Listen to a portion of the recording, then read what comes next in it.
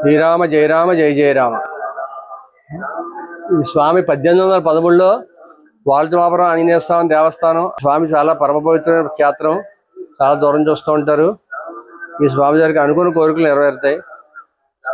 ఒక మంగళవారం వచ్చి స్వామి దగ్గరికి వచ్చి స్వామి దర్శనం చేసుకుని 11 మంగళవారాలు స్వామి దర్శనం చేసుకుంటే 108 ప్రదక్షిణాలు చేసి ఇస్తే స్వామి అందరికీ కూడా అనుగ్రహం కలిగిస్తాడు.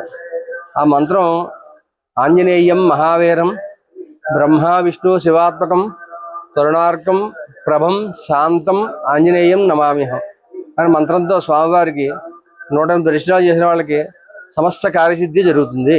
వారు లంకలో తోరమ్మి కూర్చోమని చెప్పిన 4 జయ శ్లోకాలు ఉన్నాయి. చక్కగా చదువుకుంటే సమస్త కార్యసిద్ధి. ఏ కార్యం మొదలెట్టినప్పుడైనా బయటికి వెళ్ళినప్పుడైనా ఈ జయమంత్రాలు చెప్పుకుని పెడితే సమస్త కార్యం సిద్ధిస్తుంది.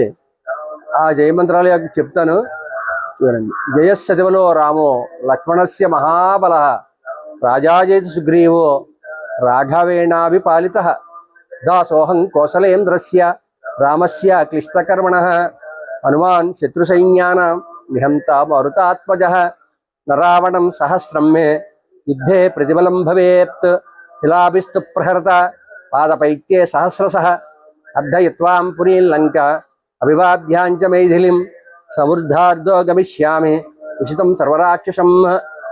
ఈ 4 శ్లోకాలు జయ శ్లోకాలని చెప్పబడినది. మీరు ఎక్కడికైనా బయటికి వెళ్ళినప్పుడు, ఏ పని మీద బయటికి వెళ్ళినప్పుడు ఈ శ్లోకాలు చదువుకుని వెళితే ఆ పని చక్కగా జరిగి నిర్విఘ్నంగా ముందుకు ఎడుతుంది పని.